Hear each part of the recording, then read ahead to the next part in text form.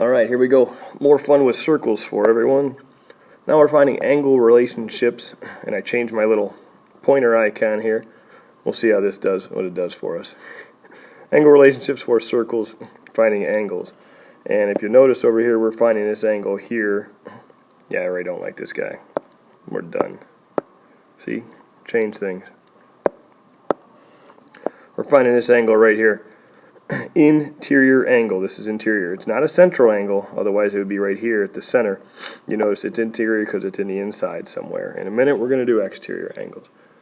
First things first, everyone pause the video. I am not going to stop. And put this into your circle wheel. It's on the back of our circle wheels. Doesn't matter as long as you write it somewhere so you have it to use, especially if we let you use it on a test. Hint, hint, wink, wink. So this is an example of our circle with some sort of interior angle right here. You notice the formula. If you want to find the interior angle, add up your two arcs and then divide them by 2. So the 2 here, this one here, and that one over there. You don't just randomly pick 2. I like to say that if we can draw a straight line right through them, those are the 3 that we're connecting together, that are relating somehow. So this little arc here, and this arc over here, will help us find this angle. And obviously in the future, you're going to have to find the arc. So put that in there. If I follow that and I write it out, obviously I get that this thing equals arc plus arc. And why don't we do the big arc first? 100 plus 40 divided by 2.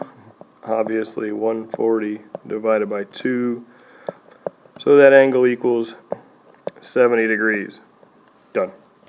Your job, identify this as an interior angle at least, and possibly write the formula down. Alright, this side here, you see at the top it says to pause. You try.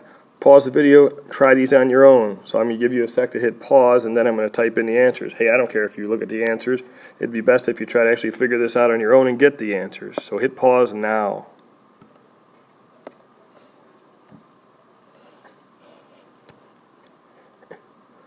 Alright, the answer for the first guy over here. You should have, and I'm not writing it all out, 82 plus 20 gives you 102 divided by 2, 51 degrees. This guy over here, there was no solving like that. I just sort of switched up the angles on us.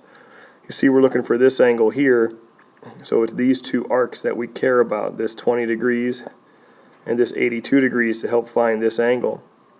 Over here, I just did the whole linear pair thing. These two guys add up to 180. If this guy here is 51 degrees from the previous problem, then this guy here is 129 degrees. So he equals 129. We just subtracted it from 180. It's a big old 129 degrees. And remember, I just subtracted it from 180 here, the 51. Alright, next fun with numbers and circles. Now we're doing an exterior angle. You'll see here we have this angle that we're looking for, this question mark. It's exterior. It's on the outside of the circle. How about that? Add this, please, to your circle wheel. Pause the video to do so. You'll see that I have 3 different circles examples. It's because the exterior angle and these guys here that form it, they could look a little different. So you notice this guy here has a tangent line with this one that's going through the circle. And this guy here we have 2 tangent lines, but nonetheless, your job to identify tomorrow in class and in the future is this angle we're looking for is exterior. It's on the outside of the circle. Big thing to notice here, we subtract this time. Previous example, when we were inside, we added. Now that we're exterior, we're outside, we subtract. So let's write this guy out, see what we can do. If I write that out, I'm going to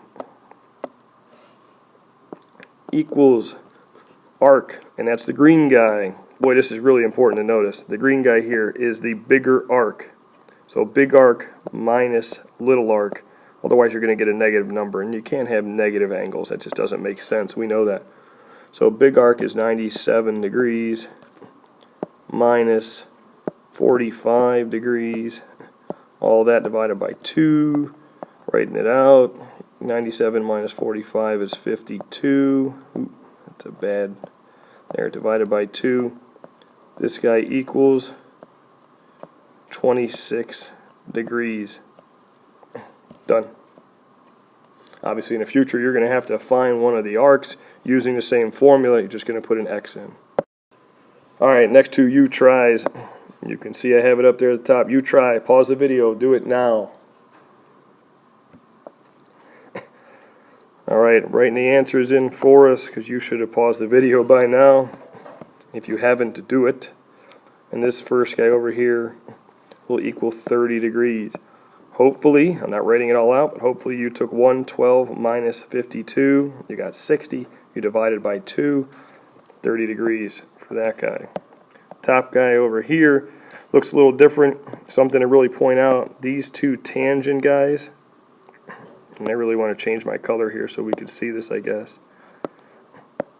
These two guys that are tangent, remember they touch at this one place. So it's kind of interesting. If this much of the circle is 200 degrees, we actually still have the whole other side of the circle over here. So these two numbers should always add up to 360. You'll notice that they do. They add up to 360. There's nothing cutting it off. Like this one, we sort of have 3 different arcs over here. 1, 2, 3. But in this guy, we only have 2 arcs. Okay, something for us to note in the future. So 200 minus 160 is 40 divided by 2, 20 degrees.